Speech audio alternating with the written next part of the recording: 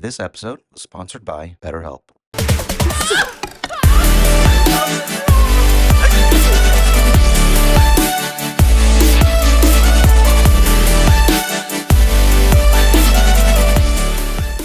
Hey guys, welcome to Nerd Locker Podcast, your podcast for what's going to be entertainment for this. Because, guys, So much has happened. so much has happened. We told ourselves we were going to get entertainment, but like, shit, we got to cover the big fucking things. And if it's big news, it's big news.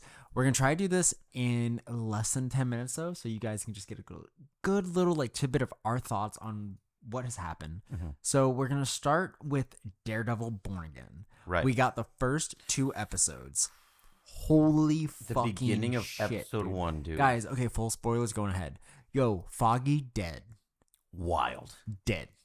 Fucking shot in the heart. So, like, left Done. field. Yeah. Like, it just And it like furthest thing from my mind. and they get you with everything because like they open it up, they show you like this big like, oh, they're all happy, everything, you got your characters back, and then bam, let's Dead. just fuck it up. Yeah. And then also you had Matt crossing a line that he crosses again in season 2, guys.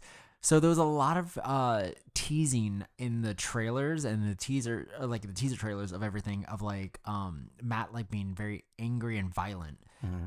But we got in episode 1 and episode 2. In episode 1, he tried to kill somebody. Yeah. Bullseye. It didn't work out. But in episode 2, he legitimately broke this man's neck.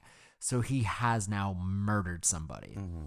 So Matt is now in this darkest version of himself that he is dealing with, where it's like just dealing with murdering people that are your enemies per se in those moments. Because the thing is what sucks too is like villains always know that. Villains know like you have to kill to just like stop it from happening. Right. Unless you're Joker. So for other heroes, I think they can't, or they can go around that. It's kind of idiotic. But also at the same time, it's what keeps the stories going for us and tells us like, yeah, like you don't have to be that dark, but I feel like you do. And that will get into something else. So, we like, talk about. does this make Daredevil, like, an anti-hero? I think so. He's definitely more living up to that vigilante Yeah. thing right now. And so we get him. Then we also get him going to talk with Fisk as well. Oh, yeah, in that the was an first intense episode. conversation. Yeah, because Fisk is running for mayor, guys, and he wins. And we all knew this was going to happen. And with him winning, we also have a lot of him trying to be a better person himself. He's you believe slimmed that? down.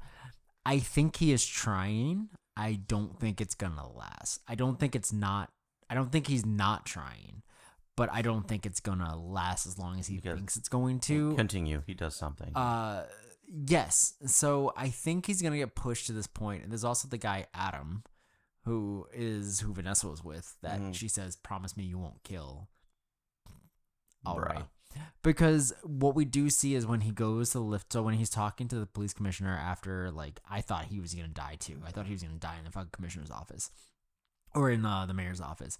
But he's, like, eating this cheesesteak, and it's such a fucking scene, dude. Because he's like... really good. Yeah, and he's like, I love this cheesesteak. He's like, I got it from D'Angelo's, and lifts it up to show a picture he took of his wife and his secret kid.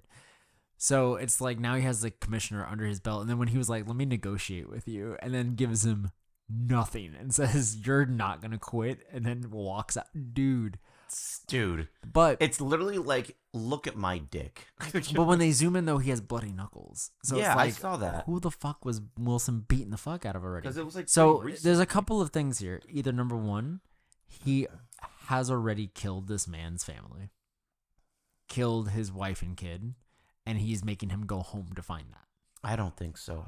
Or Then he loses leverage. Or he killed Adam, and Vanessa doesn't know yet. That could be more plausible. Or he just has, like, he's just doing some shit and hasn't told anyone. Because that's the thing, too. Like, what we were talking about was the different writers and stuff on the reboot of this. So with the different writers, episode 1 felt very different from episode 2, but also fit within the same narrative. Mm-hmm. But I think that episode 2 was always going to be episode 2, and I think we're always going to get alluded to, like, Kingpin's doing some nefarious shit, and Matt didn't have his costume for a while, and they were going to, like, show both of them at the same time. So I think with this one, episode 1 gives us a reason for Matt not to be wearing the costume, because I feel like if we would have opened up with him doing that, after seeing him wear it in She-Hulk and seeing him wear it in Echo and Hawkeye, Well, not Hawkeye. Hawkeye's Kingpin, but like seeing all that and like where did that happen? So to give them a reason, which was Foggy, which is great, but that also can get into some other things. But before we get into those other things, here is a word from our sponsor. Thank you to BetterHelp for sponsoring this video. I know it's been a really rough year for everyone here, but BetterHelp is the world's largest therapy service, and it's 100% online. With BetterHelp, you can tap into a network of over 30,000 licensed and experienced therapists who can help you get a wide range of issues done. To get started, you just answer a few questions about your needs and preferences in therapy. That way, BetterHelp can match you with the right therapist from their network. Then you can talk to your therapist however you feel comfortable, whether it's via text, chat, phone, or video call. And you can message your therapist at any time and schedule live sessions whenever it's convenient for you. And if your therapist isn't the right fit for any reason, you can switch to a new therapist at no additional cost. And with BetterHelp, you get the same professionalism and quality you expect from in-office therapy, but with a therapist that is tailored to your needs and preferences, more scheduling flexibility, and at a more affordable price. Get 10% off your first month at betterhelp.com/nerdlocker, and we have also linked them down below in the description, and that is betterhelp.com/nerdlocker. And we're back. So one of the other things that I found out today was the address of Nelson Marek Page was 486, which is a comic in Daredevil called The Secret Life of Foggy Nelson, where Foggy fakes his death because he gets stabbed in prison visiting Matt, who's in prison for unjustified charges, and the FBI ends up putting him in witness protection so he doesn't get killed again, but he has to keep that away from Matt. So there's a chance that's what they do here, especially since they confirmed the actor's coming back for season 2. But it could just be flashbacks.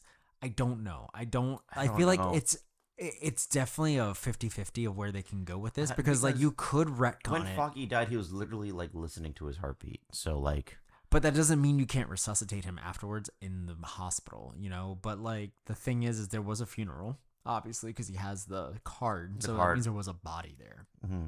So that's another big thing too. So if they went that far, but also like considering that Daredevil comes from a mythology in itself through Netflix of a lot of resurrections from the Hand and Bullseye per se, like why can't they do that for Foggy? Especially now that, since we haven't seen it yet, and sorry guys, like we haven't seen this, and it's been almost a month since it's been out. Captain America Brave New World that introduced adamantium, and I think that they're going to end up, because in the comics that's what Bullseye's spine is infused with, is adamantium. Oh, so But- that's why so he can when- kind of like heal. Yeah, so I think that's what it was.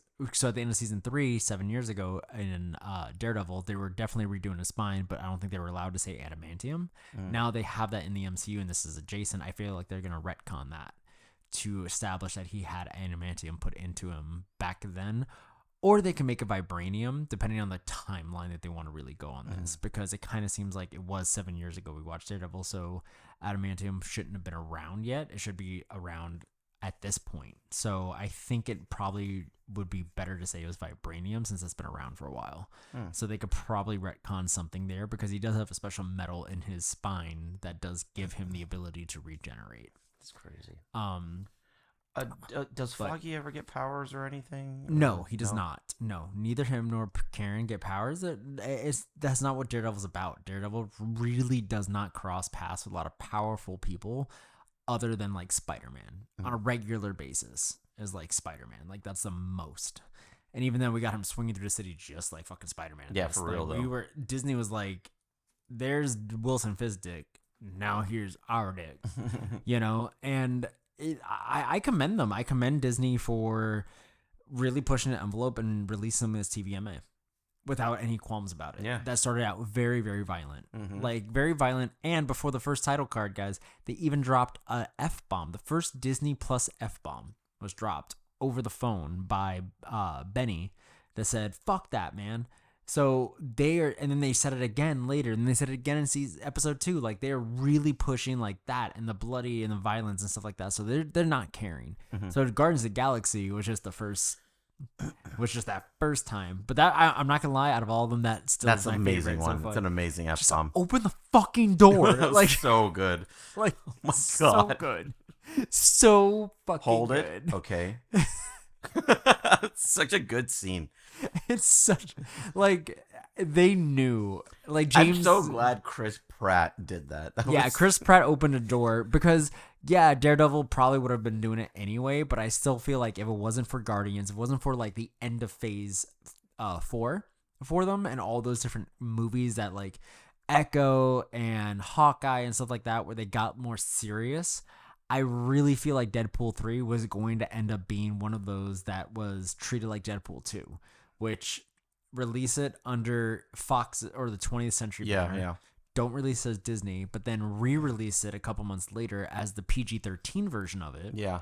And then put that under Disney like they did with Deadpool 2. When the first, or Deadpool 2 came out, they didn't have the rights. They got it halfway through it being out in theaters, re-released it, taking out all the bad shit and replacing it with other stuff that they re-filmed for the movie to make a PG-13 version of it. Which I still haven't watched that PG-13 version of it, but I do know there's a lot of brand new scenes in it, but they don't necessarily change the continuity. They're just fun extra scenes, but it's Deadpool, so who gives a shit? Yeah. But other than that, we are about to head out. So where can they find you, man? You can find me on the Sphere 21 on any social media platform. And that's kind of it. And you can find me at Airmore Photography. You can find this podcast at Nerd Locker Podcast. You can find the studio for all of our stuff at Archangel Studios Official. And we'll see you guys next time. Peace. Bye.